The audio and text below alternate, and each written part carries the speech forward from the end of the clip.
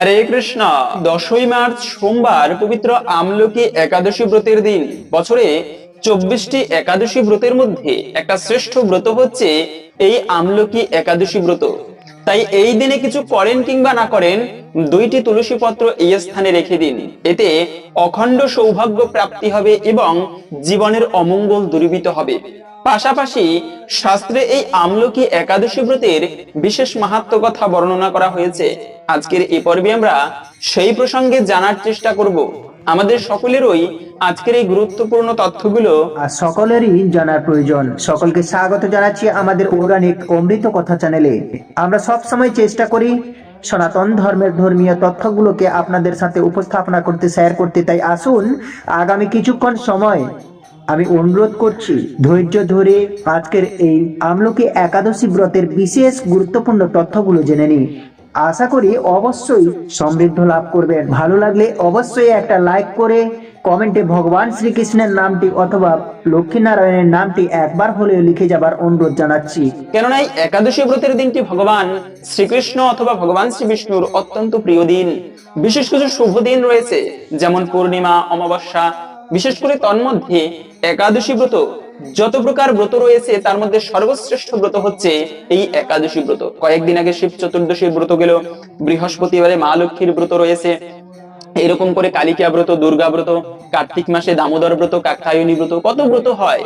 আর এই যে কাত্যায়নী ব্রত পালন করার ফলে গোপীরা তারা ভগবান শ্রীকৃষ্ণকে স্বামী রূপে লাভ করেছিল। কৃষ্ণ ভগবান, যাকে জগতের কেউ স্বামী রূপে পেতে পারে না, চরম সৌভাগ্যের বিষয় স্বামী রূপে লাভ করা। তো সেই কাত্যায়নী ব্রত যারা পালন করবে তারা কৃষ্ণকে স্বামী রূপে পর্যন্ত প্রাপ্ত করতে পারে। তো এরকম যত প্রকার ব্রত হয়, সব থেকে শ্রেষ্ঠ ব্রত হচ্ছে এই একাদশী ব্রত। কেন শ্রেষ্ঠ? কেননা ভগবান নিজে বলেছেন এই একাদশী অত্যন্ত প্রিয় দিন। যে ব্যক্তি একাদশী ব্রত পালন করে এই শুভ দিনে ভগবানের পুজো করতে পারে, তার জীবনের সমস্ত অশুভ কেটে যায় এবং পারমার্থিক মঙ্গল হয়ে থাকে, ভগবানের বিশেষ কৃপা লাভ হয়। তাই একাদশী, প্রত্যেকটা একাদশী ব্রত আমাদের সকলেরই পালন করা উচিত।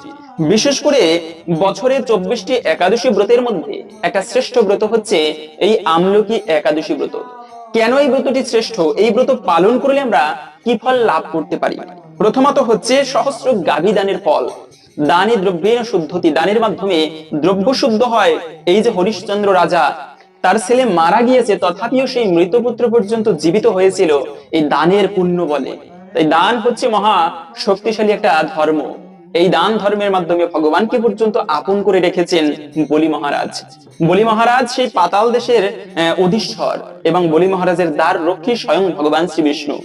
দানের মাধ্যমে তাকে আপন করে রেখেছেন, 3 ভুবন দান করে দিয়েছেন। শেষ পর্যন্ত তৃতীয় পা কোথায় রাখবে, বলি মহারাজ নিজের মস্তক ভগবানের চরণে দান করেছেন, যে কারণে ভগবান খুশি হয়ে বলি মহারাজের দ্বার রক্ষী হয়ে রয়েছেন।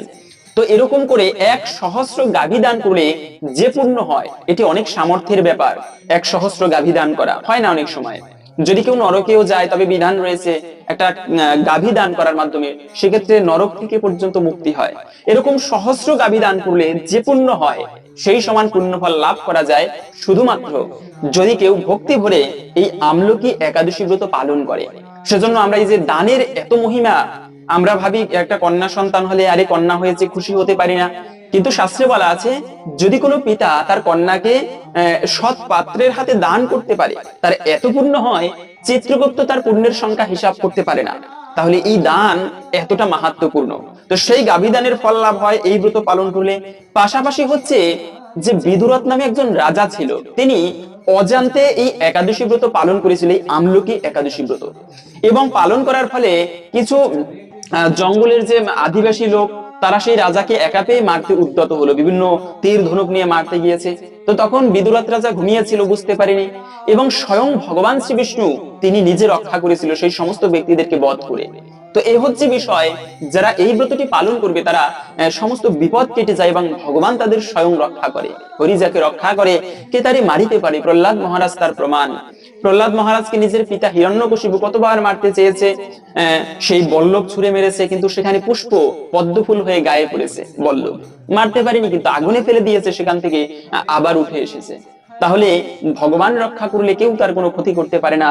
এই বিদুরথ রাজা ছেলের প্রমাণ এই আমলকি একাদশী ব্রত পালন করলে। অনেক সময় ছোট বাচ্চাদের জীবনে বেশি বেশি বিপদ আপদ হয়, তো তারা আপনারা এই ব্রতটি পালন করে সেই ব্যক্তির মঙ্গল কামনা করতে পারেন, সেই ছোট্ট বাচ্চার। এর ফলে তার জীবনের অশুভ কেটে যায়, বিপদ আপদ নাশ হয়। পাশাপাশি আর একটা বিষয় হচ্ছে, এই ব্রত পালনে এও বলা আছে ব্রহ্মবৈবর্ত পুরাণে, যে ব্যক্তি আমলকি একাদশী ব্রত পালন করবে তার মুক্তি লাভ হয়ে থাকে, মানে বিষ্ণু লোকে তার গতি হয়। এত ভালো এই আমলকি একাদশী ব্রতটা বলা হয়েছে। তো সেজন্য আমরা প্রথমত জেনে নিচ্ছি এই ব্রত কখন থেকে কখন শুরু হবে, কখন শেষ হবে। ব্রত শুরু হচ্ছে মূলত আগামী 9ই মার্চ রবিবার সকাল 10:39 থেকে, থাকবে মূলত 10ই মার্চ সোমবার সকাল 9:50 পর্যন্ত। এই সময়টুকুর মধ্যে এই পবিত্র আমলকি একাদশী ব্রতের তিথি থাকবে। সেজন্য উদয়া তিথি মেনে, এখন অনেকে প্রশ্ন করতে পারেন একাদশী তিথি তো হচ্ছে মূলত 9ই মার্চ রবিবার পর্যন্ত, মানে রবিবার থেকে সারাদিনটি বলতে গেলে একাদশী তিথি থাকে, তাহলে উপবাস কেন করা হবে পরের দিনে? না, শাস্ত্রে বলা আছে দ্বাদশী সংযুক্ত উপবাস বা ব্রত করা উচিত। তো সেই অনুসারে দ্বাদশী সংযুক্ত উপবাস করতে গেলে এটি হচ্ছে 10ই মার্চ সোমবারে করতে হয়। আবার উদয়া তিথি মেনেও আমাদের এই ব্রত 10ই মার্চ করা উচিত। তবে ব্রত অনেকে আছে নির্জলা করবে, অনেকে ফলমূল খেয়ে ব্রত করবে। যেভাবে যত ভালোভাবে একটা ব্রত করি না কেন, যদি ব্রতের সঠিক সময়ের মধ্যে পালন না করা হয় তবে কিন্তু ব্রতের সম্পূর্ণ ফল লাভ করা যায় না। সেজন্য পালন একটা গুরুত্বপূর্ণ বিষয়। আমাদের প্রত্যেকের উচিত একাদশী ব্রত পালন করার পরে সঠিক সময়ের মধ্যে পালন করা।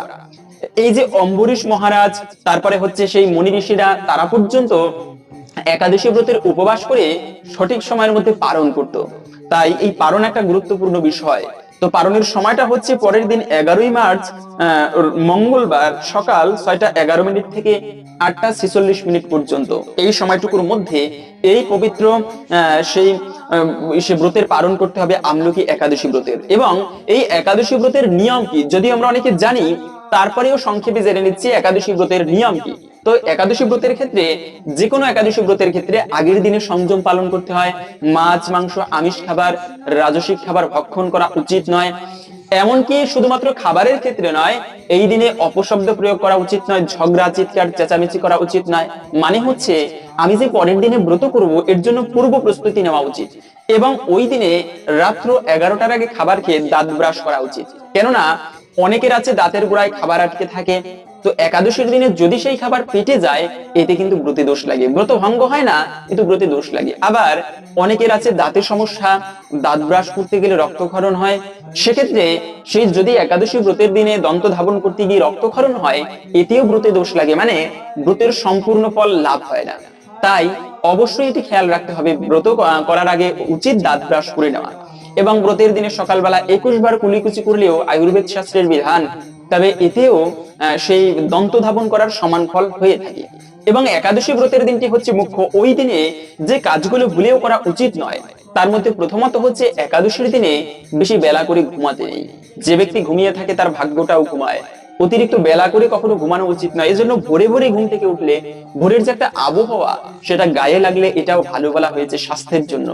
তাই যে ব্যক্তি সকালে ঘুম থেকে উঠে সে অনেক কাজে এগিয়ে যায়, কেন সকালে কাজ করার যে একটা মনোসংযোগ এটা অন্য সময়ে থাকে না। এজন্য একটা দিনের মধ্যে শ্রেষ্ঠ সময় হচ্ছে এই সকালবেলা বা প্রভাতকাল, ব্রহ্ম মুহূর্তটা হচ্ছে শ্রেষ্ঠ সময়। তো এই সময়টা কাজে লাগানো উচিত। বিশেষ করে সাধক যারা সাধনা করে, অন্ততপক্ষে এই একাদশী ব্রতের দিনে সবাই তাড়াতাড়ি ঘুম থেকে উঠে স্নান আদি করে ঠাকুর পুজো দেওয়া উচিত। কেন এই একাদশী ব্রতের দিনটি এত শ্রেষ্ঠ বলা হয়েছে? কেননা অন্যান্য দিনে ধর্ম কাজ করলে যে পুণ্যফল প্রাপ্ত করা যায়, একাদশীর দিনে সেই ধর্ম কাজ করলে তার থেকে সহস্র গুণ বেশি ফল লাভ করা যায়। তাই তো একাদশী ব্রতের দিনটি এত গুরুত্বপূর্ণ। সেজন্য আমাদের সকলেরই উচিত এই একাদশী ব্রতের দিনে ভক্তি ভরে সকালবেলা উঠে ধর্ম কাজ করা, ঠাকুর পুজো করা। এবং বলা আছে এই দিনে কেবলমাত্র অনেকে আছে উপবাস করে থাকে, শুধুমাত্র একটু না খেয়ে থাকাকেই উপবাস বলে না। উপমানে নিকটে, বাস মানে বাস করা, মানে হচ্ছে এই দিনটি ঠাকুর সেবায় ভক্ত সঙ্গে কাটানো উচিত। এখন আমি উপবাস করলাম, আজে বাজে সঙ্গ, আবার ঘুমিয়ে কাটালাম, তো সেক্ষেত্রে উপবাস করার প্রকৃত অর্থ হলো না। তো এই দিনে ভক্ত সঙ্গ করা উচিত। অনেকে আছে যে আগের দিন নিরামিষ খেতে পারে না, কাজে থাকে দূরে বা হোস্টেলে থাকে, সেক্ষেত্রে কি ব্রত করতে পারবে কিনা এরকম একটা প্রশ্ন প্রায় করে থাকে বা এরকম হয়ে থাকে বিষয়টা। তো সেক্ষেত্রে যে কেউ ব্রত করতে পারবে। যদি কেউ ভুল করে আগের দিনে আমিষ খেতে মানে নিরামিষ খেতে না পারে, আমিষ খাওয়া হয়ে যায় পরিবেশ ক্রমে, তবে অবশ্যই ব্রত করতে পারবে। কেন? সে তো আর ইচ্ছা করে করেনি, পরিবেশ অনুসারে হয়ে যাচ্ছে। তো ভগবান দেখবে, এটা অবশ্যই যে কোনো অবস্থায় যে কেউ ব্রত করতে পারবেন। এবং এই ব্রতের দিনে কি কি খাবার খাওয়া যাবে, মনে রাখবে একাদশী ব্রতের দিনে যে কোনো প্রকার ফল খেতে পারবে, তবে সর্বোত্তম হচ্ছে নির্জলা ব্রত করা। আগের দিনের লোকেরা, এখনো অনেককে দেখা যায় বৃদ্ধ লোক, তারা নির্জলা ব্রত করে, মানে একাদশীর দিনে জল ফোঁটা পর্যন্ত পান করে না।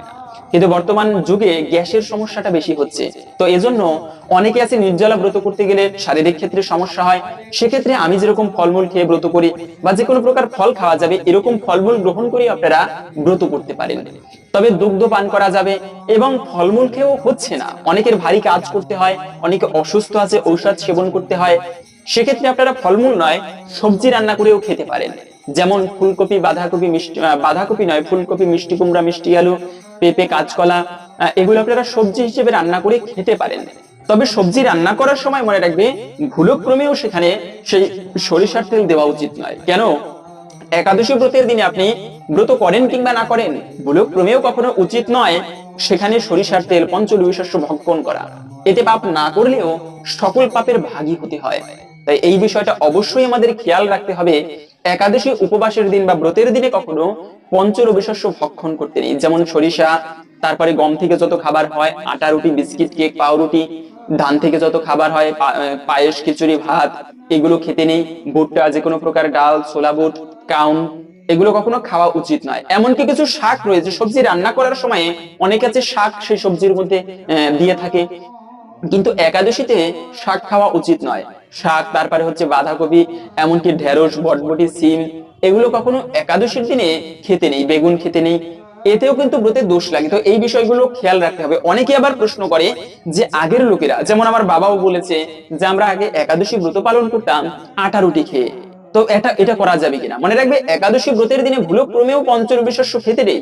তো আটা বা গম, এটা তো পঞ্চরবি শস্যের মধ্যে একটি, তাহলে কি করে আমরা সেই আটা রুটি গ্রহণ করি? এতে ব্রত ভঙ্গ হয়ে যায়। তো এই বিষয়টা অবশ্যই সাবধান থাকবেন। অনেকে আছে বলে থাকে, আরে আগের লোকেরা করেছে, তারা কি ভুল কাজ করেছে? অবশ্যই এটা ভুল, কারণ আমরা এখন শাস্ত্র জানি। শাস্ত্রে আছে পঞ্চরবি শস্য ভক্ষণ করলে মাতৃহা, পিতৃহা চৈব ভাতৃহা গুরুহা তথা একাদশান্ত ইয়ো ভূয়াক্তে বিষ্ণু লোকচ্যুত ভাবে। যে ব্যক্তি একাদশীর দিনে পঞ্চরবি শস্য ভক্ষণ করবে, মাতৃহত্যা, গুরু হত্যা, ভাই হত্যা, ব্রাহ্মণ হত্যা, সকল ভয়ানক পাপের ভাগী হতে হয়, পাপ না করেও। এমনকি আরো বলা হয়েছে, সে যদি ভগবান বিষ্ণুর পার্ষদ হয়, সেক্ষেত্রেও যদি একাদশী ব্রত পালন না করে, তাকে সেখান থেকে বিচ্যুত হতে হয়। তাই ব্রত এত গুরুত্বপূর্ণ, সেজন্য এই ব্রতের দিনে আটা রুটিও খেতে নেই। এখনো আগের লোকে কে কি করেছে, আগের সতীদাহ প্রথা ছিল, তারপরে হচ্ছে গৌরীদান প্রথা ছিল, মানুষের ডায়রিয়া হতো, সেই মানে খারাপ, মানে খোলা জায়গায় টয়লেট করতো। তো এখন কি আর সেগুলো রয়েছে? কেন? আমরা খারাপ বিষয়কে ধীরে ধীরে বর্জন করব, সেটা আগে হোক বা পরে। খারাপ বিষয়কে বর্জন করব, ভালো বিষয়টাকে গ্রহণ করতে হবে। তাই আগে কি করেছে এই যুক্তি দেখানো উচিত নয়। আগের দিনে খোলা টয়লেট ছিল এবং এত ডায়রিয়া হতো, যা তো আমরা একটু ইতিহাস দেখলেই বা পিছনে দেখলেই জানতে পারি। ডায়রিয়ার কারণে মানে গ্রাম মারা যেত, একেবারে সমস্ত গ্রামের লোকজন। কিন্তু এখন সেরকম হয় না। কেন? কেননা পরিবেশ, এডুকেটেড সমাজ, সবাই গোছানো, টয়লেট বাথরুম পরিষ্কার পরিচ্ছন্ন রাখা হয়, খোলা জায়গায় টয়লেট করা হয় না। খোলা জায়গায় টয়লেট করলে ওখানে মাছি পড়ে, আর ওই মাছি খাবারে এসে পড়লে ওই খাবার যে খাবে তার পেটে নিঃসন্দেহে সমস্যা হবে, এবং এইভাবেই করে ডায়রিয়া হতো। তো যাই হোক, ওটা ভিন্ন প্রসঙ্গ। কিন্তু আগের মানুষ যে যা করেছে ওটা ধরে বসলে আমাদের চলবে না। ভালো কিছুকে গ্রহণ করতে হবে, যে বিষয়টা ভালো নয়, খারাপ, সেটাকে বর্জন করতে হবে। এবং এই একাদশীর দিনে অনেকে বলে থাকে যে একাদশীতে যদি খাবারই খাওয়া যায় তাহলে কি উপবাস হয়? হ্যাঁ, অবশ্যই হয়। কেন? উচিত নির্জলা ব্রত করা মানে জল ফোঁটা পর্যন্ত পান করবে না।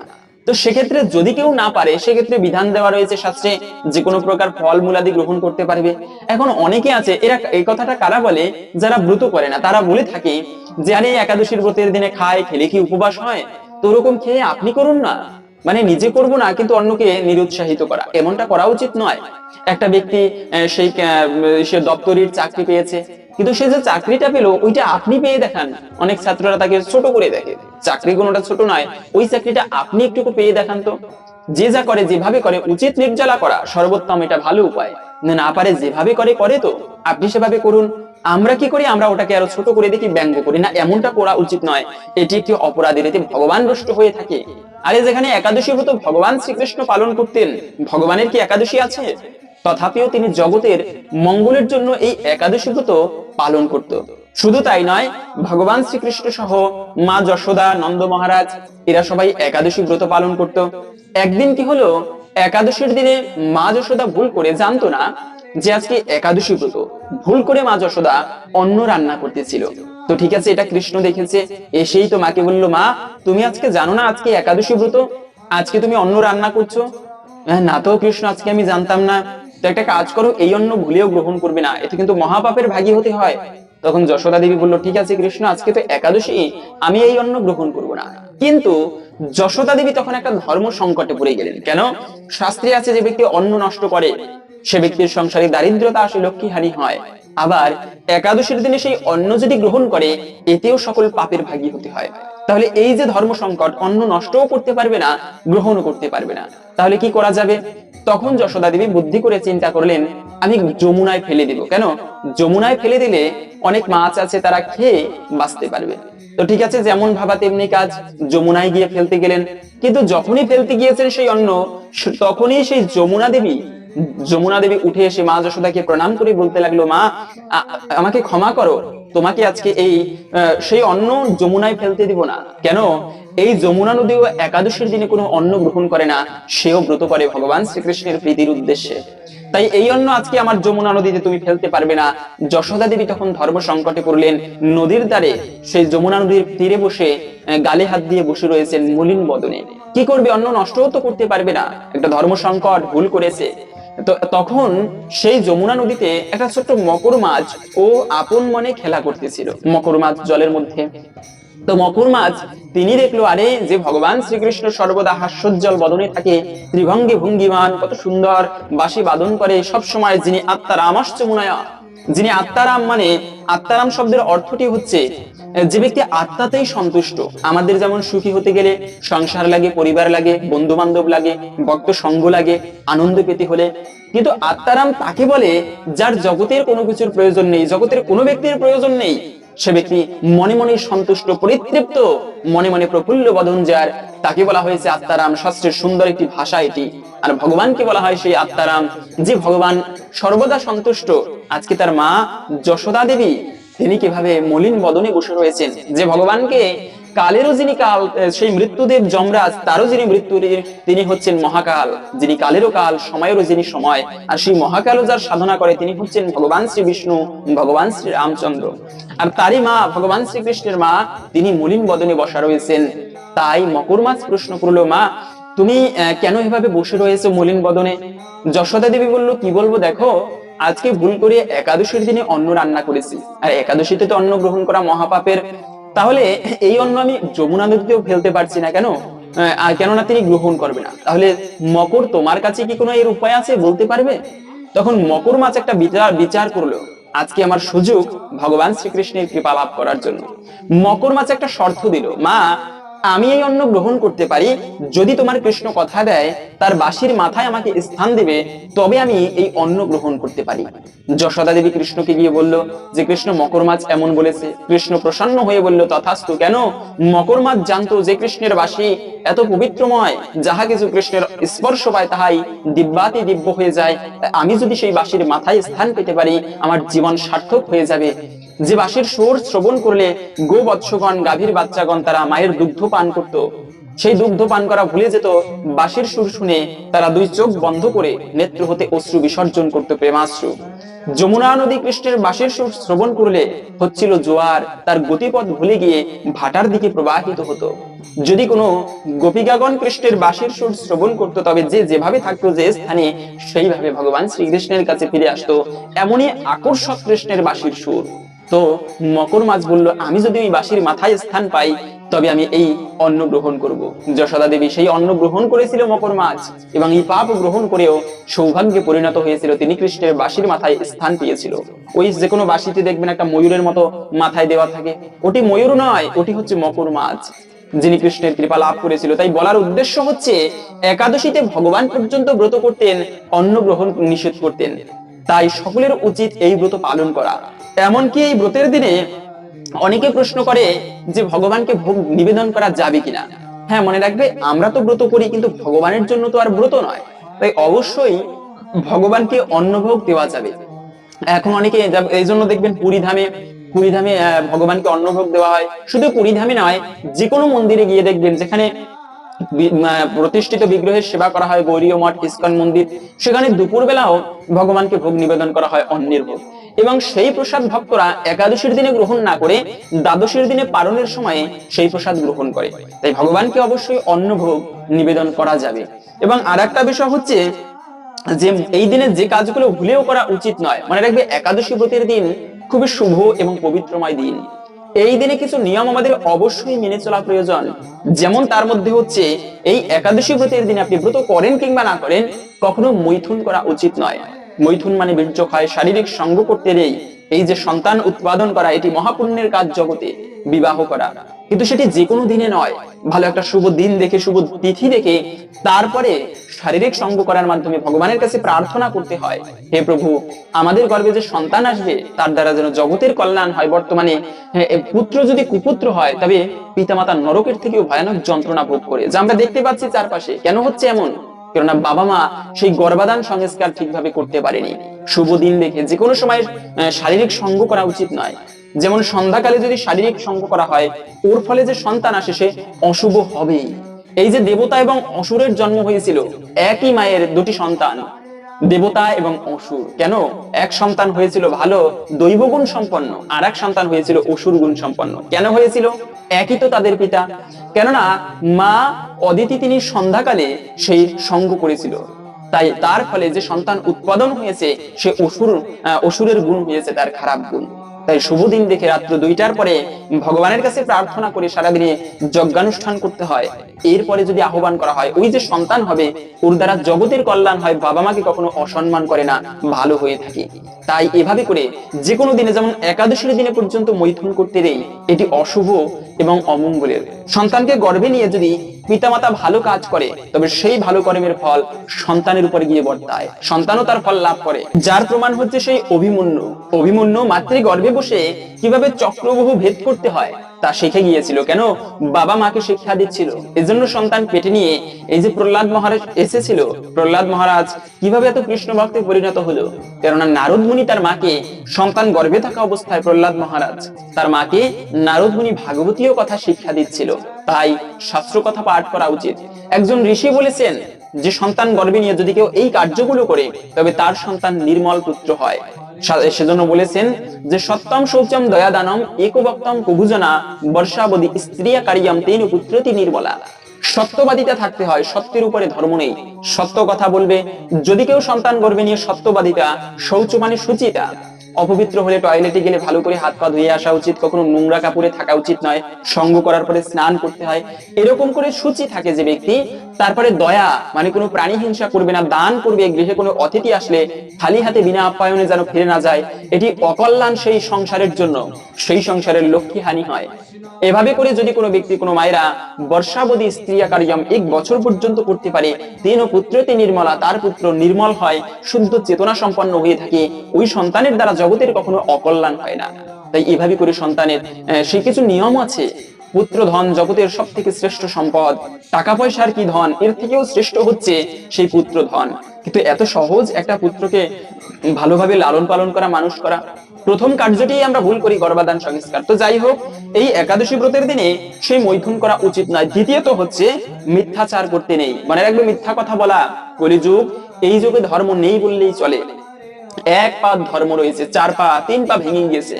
তো এই কলিযুগে মিথ্যাচার বেশি হবে, কিন্তু এই মিথ্যা কথা বলে রাখবে, এটি মহাপাপের। বর্তমানে ফোনের যুগ, এটি আরো বেশি মিথ্যা কথা বলা হয়। কিন্তু যতটা সম্ভব মিথ্যা কথাকে কমিয়ে আনা উচিত।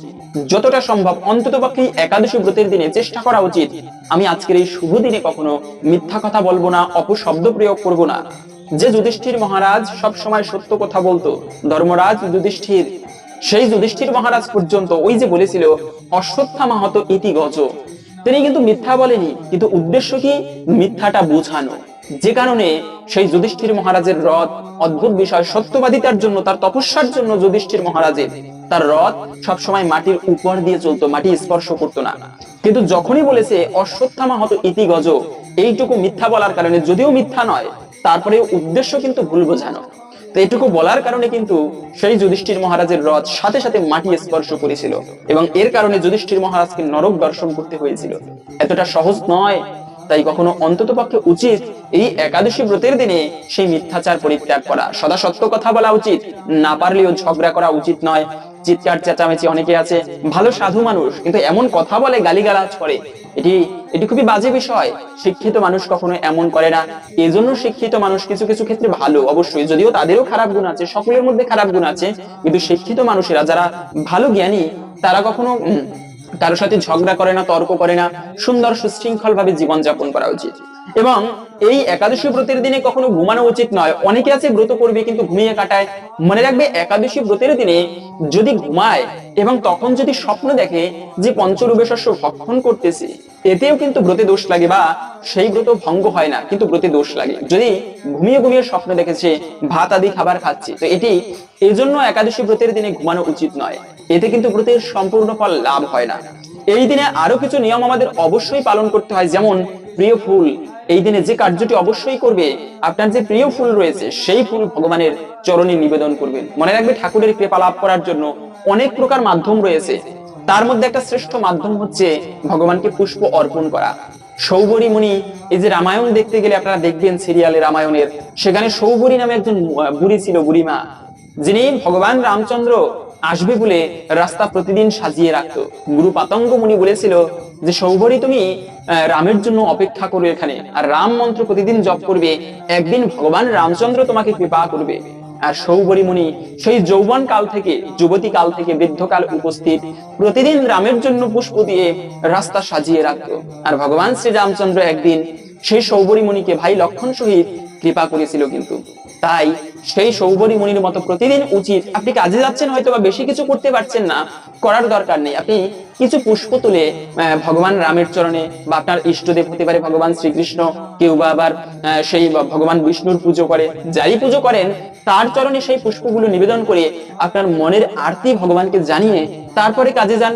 দেখবেন এতে দিনের মধ্যে একটা ভালো উপলব্ধি করবেন, ভালো সতেজতা মনে, এর ফলে কিন্তু মনে পবিত্রতা আসে, ভগবানের কৃপা লাভ হয়। পুষ্প অর্পণ করা, এমনকি ভাগবতে পাওয়া যায় একবার স্বর্গের হাতি গজেন্দ্র গজরাজ ছিল, ওর এত শক্তি যে সুরের আঘাতে পর্বতকে ছিন্ন বিচ্ছিন্ন করে দিতে পারত। এই এত বড় শক্তি ছিল সেই হাতির। তো হাতির শক্তির কারণে অনেক অহংকার, যেখানে যেত সমস্ত বন পর্বত ধ্বংস করে দিয়ে যেত। একদিন কি হলো, তার হাজার হাজার স্ত্রী, লক্ষ লক্ষ তার সন্তান একদিন জলের মধ্যে নেমে স্নান করতেছিল হাতি। তো তখন স্নান করতেছিল ভালো কথা, জল নিয়ে সে ছুঁড়ে মারতেছিল তার স্ত্রীদের দিকে, মানে জলকেলি করতেছিল। তো ওখানে ছিল আবার কুমিরের মধ্যে রাজা, বিশাল এক কুমির। সেই কুমির দেখলো তুমি স্নান করতে এসেছো ভালো কথা, কিন্তু স্নান করে চলে যাবে, তুমি কেন জলটা নোংরা করতেছো? এই কাহিনীটা আপনারা ভাগবতের মধ্যে পাবেন সুন্দর, অমল পুরাণে। তো তখন সেই কুমিরে কি করেছে, হাতির এসে পা জড়িয়ে ধরেছে, কামড় দিয়েছে। আর কুমিরের শক্তি তো জলের মধ্যে, হাতি যতই বলশালী হোক, আজকে হাতি পর্যন্ত পারছে না। তার সমস্ত স্ত্রীগণ চেনের মতো করে সুর দিয়ে পেঁচিয়ে পেঁচিয়ে স্বামীকে বাঁচানোর চেষ্টা করছে, কিন্তু কেউ পারছে না। অনেক বছর এভাবে যুদ্ধ চললো কুমির এবং হাতির মধ্যে। শেষ পর্যন্ত না পেরে পুত্র আদিগণ তারা চলে গেল। তারা বললো, দেখো বাবাকে বাঁচানো যাবে না, আমরা চলো। তারা ছেড়ে চলে গেল। তখন একটুকু দুঃখ পেলে হাতি, যে আমার এত অহংকার ছিল, আজকে সেই পুত্রগণ আমাকে রক্ষা করলো না। তখনই স্ত্রীগণ ছিল, আরো অনেক বছর যুদ্ধের পরে স্ত্রীগণ পরিত্যাগ করলো। কেন? তারা বুঝতে পেরেছে স্বামীকে আর বাঁচানো যাবে না, তারা পর্যন্ত ছেড়ে চলে গেল। এভাবে করে তখন হাতি বহু দুঃখ পেল, খুবই কষ্টের মধ্যে। তখন তার মনে পড়লো, যদি কেউ রক্ষা করতে পারে তিনি হচ্ছে গোবিন্দ। ওই যেখানে যুদ্ধ হচ্ছিল ওই সরোবরের মধ্যে পদ্মফুলের গাছ ছিল, সুরের মাথায় পেঁচিয়ে একটা পদ্মফুল নিয়ে ভগবান বিষ্ণুর উদ্দেশ্যে মনে মনে নিবেদন করলো। এটা নিবেদন করতে দেরি, ভগবান বিষ্ণু আসতে দেরি নেই, এসেই প্রথমে সেই কুমিরকে হত্যা করেছে, কুমিরকে উদ্ধার করেছে, তারপরে হাতিকে রক্ষা করেছে। এ হচ্ছে ভগবান, ভক্ত রক্ষক ভগবান। তাই সেই ভগবানকে পুষ্প অর্পণ করা, বিশেষ করে এই একাদশী ব্রতের দিনে, এটি মহাপুণ্যের বলা হয়েছে। তো এখন আমরা জেনে নিচ্ছি ভিডিওর মূল প্রসঙ্গ। এই দিনে 2টি তুলসী পত্র দিয়ে কোন কার্যটি করবে, এতে অশুভ কেটে যায়, অখণ্ড সৌভাগ্য লাভ হয়ে থাকে। তবে তার পূর্বে শাস্ত্রে এই আমলকি একাদশী ব্রতের বিশেষ মাহাত্ম্য কথা বর্ণনা করা হয়েছে। আসুন আগামী কিছুক্ষণ সময় একসঙ্গে ধৈর্য ধরে আজকে এই আমলকি একাদশী ব্রত প্রসঙ্গে জেনে নেই। যারা ব্রত করবেন কিংবা না করবেন, সকলেরই উচিত ভক্তি ভরে এই ব্রত কথা শ্রবণ করা। কেননা শ্রবণাম মঙ্গলম, সনাতন ধর্মে শ্রবণ করাকে এত মাহাত্ম্যপূর্ণ বলা হয়েছে। নববিধা ভক্তি রয়েছে, যার মধ্যে প্রথমত হচ্ছে শ্রবণ করা। এই শ্রবণ করার ফলেও কিন্তু সেই তপস্যার ফল লাভ করা যায়। তাই শ্রবণ, বিশেষ করে এই একাদশী ব্রত মাহাত্ম্য ব্রত না করলেও সকলে অবশ্যই শ্রবণ করবেন বা পাঠ করবেন। এবং এরপরে আমরা ভিডিওর মূল প্রসঙ্গ জেনে নিচ্ছি। শুরু করছি আমলকি একাদশীর ব্রত কথা। যুধিষ্ঠির মহারাজ বললেন, হে কৃষ্ণ, মহা ফলদাতা বিজয়া একাদশীর কথা শুনলাম। এখন ফাল্গুন মাসের শুক্লপক্ষের একাদশী ব্রত যে নামে প্রসিদ্ধা তা কৃপা করে বর্ণনা করুন। ভগবান শ্রীকৃষ্ণ বললেন, হে মহাভাগ যুধিষ্ঠির, মান্দাতার প্রশ্নের উত্তরে মহাত্মা বশিষ্ঠ এই একাদশীর মহিমা কীর্তন করেছিলেন। আপনার কাছে এখন সেই কথা বলছি। এই একাদশীর নাম আমলকি। বিষ্ণুলোক প্রদানকারী রূপে এই একাদশী বিশেষভাবে মহিমান্বিত। একাদশীর দিন আমলকি বৃক্ষের তলে রাত্রি জাগরণ করলে সহস্র গাভীদানের ফল লাভ হয়। হে পাণ্ডুনন্দন, পূর্বে ব্রহ্মার রাত্রিতে দৈনন্দিন প্রলয় উপস্থিত হলে স্থাবর জঙ্গম দেবতা, অসুর ও রাক্ষস সবকিছু ধ্বংসপ্রাপ্ত হয়।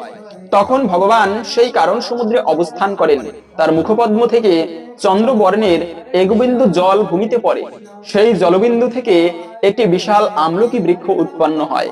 এই বৃক্ষের স্মরণ মাত্র গোদানের ফল দর্শনে তাহার দ্বিগুণ এবং ফল ভক্ষণে 3 গুণ লাভ হয়। এই বৃক্ষে ব্রহ্মা, বিষ্ণু আর মহেশ্বর সর্বদা অবস্থান করেন। এর প্রতিটি শাখা প্রশাখা এবং পাতায় ঋষি, দেবতা ও প্রজাপতিগণ বাস করেন। এই বৃক্ষকে সমস্ত বৃক্ষের আদি বলা হয় এবং তা পরম বৈষ্ণব রূপে বিখ্যাত। অতএব এই শ্রেষ্ঠ ব্রত সকলেরই পালনীয়।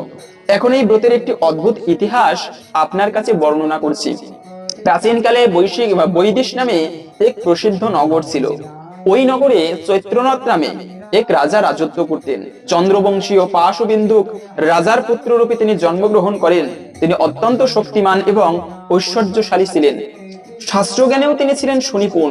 তার রাজ্যের সর্বত্রই মনোরম আনন্দপূর্ণ এক দিব্য পরিবেশ লক্ষ্য করা যেত। প্রজারা ছিলেন বিষ্ণু ভক্তি পরায়ণ, সকলেই একাদশী ব্রত পালন করতেন। তার রাজ্যে কোনো অভাব অমঙ্গল ছিল না। এইভাবে প্রজাদের নিয়ে রাজা চৈত্ররথ সুখে দিন যাপন করতে থাকেন। এক সময় ফাল্গুনী শুক্লপক্ষের দ্বাদশী যুক্ত আমলকি একাদশী তিথি সমাগত হওয়ায় রাজ্যের সকলেই এই ব্রত পালনের সংকল্প করেন। ওই দিনে প্রাতঃ স্নানের পর প্রজাদের নিয়ে রাজা ভগবান শ্রী বিষ্ণুর মন্দিরে যান। সেখানে সুবাসিত জলপূর্ণ কলস, ছত্র, বস্ত্র, পাদুকা, পঞ্চরত্ন ইত্যাদি দিয়ে সাজিয়ে স্থাপন করেন। তারপর ধূপ দীপ দিয়ে যত্ন সহকারে মুনি ঋষিদের দ্বারা শ্রী পরশুরামের মূর্তি সমন্বিত আমলকির পূজা করেন। হে পরশুরাম, হে রেণুকার সুখবর্ধক, হে দাত্রী, হে পাপ বিনাশিনী আমলকি, তোমাকে প্রণাম, আমার অর্ঘ্যজল গ্রহণ করো। এইভাবে দিনে যথাবিধি পূজা, স্তব, স্তুতি, নৃত্য গীত করে রাজা ভক্তি ভরে সেই বিষ্ণু মন্দিরে রাত্রি জাগরণ করতে লাগলেন। এমন সময় দৈবযোগে সেখানে একটি ব্যাধ উপস্থিত হয়। পূজার সামগ্রী সহ বহু ব্যক্তিকে একত্রে রাত্রি জাগরণ করতে দেখে সে কৌতূহলাক্রান্ত হলো। সে ভাবলো, এসব কি ব্যাপার? বিষ্ণু মন্দিরে প্রবেশ করে সে বসে পড়লো। কলসের উপরে স্থাপিত বিষ্ণু মূর্তি দর্শন করলো এবং ভগবান বিষ্ণু একাদশীর মাহাত্ম্য সে মনোযোগ দিয়ে শ্রবণ করলো। তারপর সারাদিন ওই ব্যাধ কিছুই আহার করেনি। এইভাবে ক্ষুধায় কাতর হয়ে সে রাত্রি জাগরণ করলো। পরদিন প্রজাসহ রাজা নগরের দিকে যাত্রা করলেন। ওই ব্যাধ তার গৃহে ফিরে গেলেন। এরপর যথাসময়ে ব্যাধের মৃত্যু হলো। একাদশীতে রাত্রি জাগরণ এবং ব্রত প্রভাবে সেই ব্যাধ পরবর্তী জন্মে এক রাজ্যের অধীশ্বর রূপে নিযুক্ত হন। জয়ন্তী নামে এক নগরী ছিল। সেখানে বিদুরথ নামে এক রাজা বাস করতেন। ওই ব্যাধ বিদুরথ রাজার মহাবলী পুত্র রূপে জন্মগ্রহণ করেন। তার নাম হয় বসুরথ। 1,00,000 গ্রামের অধিপত্য তিনি লাভ করেছিলেন। তিনি ছিলেন সূর্যদেবের মতো মহাতেজস্বী, চন্দ্রের মতো কান্তিমান এবং পৃথিবীর মতো ক্ষমাশীল। বিভিন্ন সদ্গুণে বিভূষিত বসুরথ পরম বিষ্ণু ভক্তি পরায়ণ এই মহাদাতা রাজা একবার শিকার করতে গিয়ে পথ ভুলে যান। গভীর জঙ্গলের মধ্যে ক্ষুধায় পীড়িত হয়ে তিনি ক্লান্তিবশত শুয়ে পড়েন। এমন সময় কতগুলি পর্বত নিবাসী ম্লেচ্ছ রাজার কাছে এসে নানাভাবে উৎপীড়ন করতে থাকে। রাজাকে তাদের শত্রু বলে মনে করে তারা তাকে হত্যা করতে চেষ্টা করে। পূর্বে এই রাজা আমাদের পিতামাতা, পুত্র পৌত্র সবাইকে মেরে ফেলেছে, আমাদের গৃহ ছাড়া করেছে, এইরকম বলতে বলতে ম্লেচ্ছরা রাজাকে হত্যা করতে উদ্যত হয়। তারা বিভিন্ন অস্ত্র শস্ত্রে তাকে আঘাত করতে থাকে, কিন্তু আশ্চর্যের বিষয় তাদের সকল প্রচেষ্টা ব্যর্থ হয়। রাজার কোনো ক্ষতিই তারা সাধন করতে পারেননি। তখন রাজার শরীর থেকে নানা অলংকারে বিভূষিতা এক পরমা সুন্দরী স্ত্রী মূর্তি আবির্ভূত হন। মহাশক্তি ধারিণী ওই নারী অল্প সময়ের মধ্যেই সকল পাপী ম্লেচ্ছকে নিধন করলো। রাজার নিদ্রা ভঙ্গ হলো। এই ভয়ানক হত্যাকাণ্ড দেখে রাজা অত্যন্ত বিস্মিত হলেন। তিনি বলতে লাগলেন, আহা, আমার শত্রুদের হত্যা করে কি আমাকে আমার প্রাণ রক্ষা করলো? এমন কৃপালু কি আছে? আমি তার প্রতি আমার কৃতজ্ঞতা প্রকাশ করছি। এমন সময় দৈববাণী হলো, ভগবান কেশব ব্যতীত শরণাগতকে রক্ষা করবার আর কি আছে জগতে? তিনি ওই শরণাগতের পালক। দৈববাণী শুনে তিনি ভক্তিযুক্ত চিত্তে গৃহে ফিরে এলেন। তারপরে প্রজা সহ মহাসুখে ইন্দ্রের মতো নিষ্কণ্টক রাজ্য ভোগ করতে লাগলেন। বশিষ্ঠ বললেন, হে রাজন, যে মানুষ এই উত্তম ব্রত আমলকি একাদশী ব্রত পালন করেন তিনি নিঃসন্দেহে বিষ্ণু লোক প্রাপ্ত করেন। এই ছিল মূলত আমলকি একাদশীর ব্রত মাহাত্ম্য কথা। আশা করি বুঝতে পেরেছেন এই ব্রত পালন করলে আমরা কি ফল লাভ করতে পারি। সেজন্য আপনি নিজে এই একাদশী ব্রত পালন করুন এবং সকলের মাঝে ছড়িয়ে দিন, যেন আমরা সবাই এই একাদশী ব্রত প্রসঙ্গে জানতে পারি, ব্রত পালনের জন্য উৎসাহী হই। আমি নিজে ব্রত করলে যে পুণ্য ফল লাভ হয়, ভগবান তার থেকেও বেশি প্রসন্ন হয় যদি আমি কাউকে উৎসাহ করে তাকে দিয়েও ব্রত করাতে পারি। এতেও ভগবান আরো বেশি প্রসন্ন হয়। এবং এই ব্রতের দিনে মনে রাখবে, তুলসী পত্র দিয়ে যে কার্যটি করবে, তুলসী পত্র ভগবানের চরণে রেখে দিন, ভগবানের চরণে নিবেদন করুন। কেননা শাস্ত্রে বলা আছে, বিষ্ণু ধর্মোত্তর গ্রন্থের কথা, তুলসী পত্র দিয়ে ভগবানের পুজো করলে ভগবান এতটা প্রসন্ন হয়, ভগবান সেই ভক্তের চরণে নিজেকে পর্যন্ত বিক্রি করে দেয়। বিক্রি নিতে সমাত্মানাম ভক্তেভ্য ভক্ত বৎসলা। এতটা ভগবান তার ভক্তদেরকে পছন্দ করে, কৃপা করে। তাই এই একাদশীর মতো পবিত্রতম দিনে কিছু তুলসী পত্র, তবে মনে রাখবে একাদশীতে কিন্তু তুলসী চয়ন নিষিদ্ধ। আপনারা একাদশীর আগের দিনে তুলসী চয়ন করে রাখবেন এবং সেই তুলসী পত্র একাদশীর দিনে ভগবানকে নিবেদন করুন ভক্তির সহিত। এতে বিপদ পর্যন্ত কেটে যায়, ভগবান অত্যন্ত প্রসন্ন হয়। এইটুকু কার্য করার ফলে মণিমুক্তা আদি ভগবানকে দান করলে যে প্রসন্ন হয়, তাহা হইতে অধিক প্রসন্ন হয় যদি কোনো ব্যক্তি তুলসী পত্র দিয়ে ভগবানের হরির পুজো করতে পারে। তো হরে কৃষ্ণ। আশা করছি আজকের এই গুরুত্বপূর্ণ তথ্যগুলো জেনে আপনি একটু হলেও সমৃদ্ধ হয়েছেন। ভালো লেগে থাকলে অবশ্যই একটা লাইক করে কমেন্টে আপনার ইষ্ট দেবতার নামটি অথবা জয় শ্রীকৃষ্ণ ভগবানের জয় একবার হলেও লিখে যাবার অনুরোধ জানাচ্ছি। ভগবানের কৃপায় সকলের জীবনে মঙ্গল হোক এই কামনা করে আজকের ভিডিওটি এখানে একাদশং নিরাহার ব্রতেনান কেশব প্রসিদ্ধ সম্মুখনাথ জ্ঞান দৃষ্টিপ্রদ ভব। এই মন্ত্র 3 বার পাঠ করে নির্দিষ্ট সময়ের মাঝে পালন করতে হয়। একাদশী ব্রত পালনের প্রকৃত উদ্দেশ্য কেবল উপবাস করা নয়, নিরন্তর ভগবান শ্রীকৃষ্ণের স্মরণ, মনন ও শ্রবণ কীর্তনের মাধ্যমে একাদশীর দিন অতিবাহিত করতে হয়। শ্রী প্রভুপাদ ভক্তদের একাদশীর দিন 25 মালা বা যথেষ্ট সময় পেলে আরো বেশি জপ করার নির্দেশ দিয়েছেন। একাদশী পালনের সময় পরনিন্দা, পরচর্চা, মিথ্যা ভাষণ, ক্রোধ, দুরাচার, স্ত্রী সহবাস সম্পূর্ণ রূপে নিষিদ্ধ। হরে কৃষ্ণ।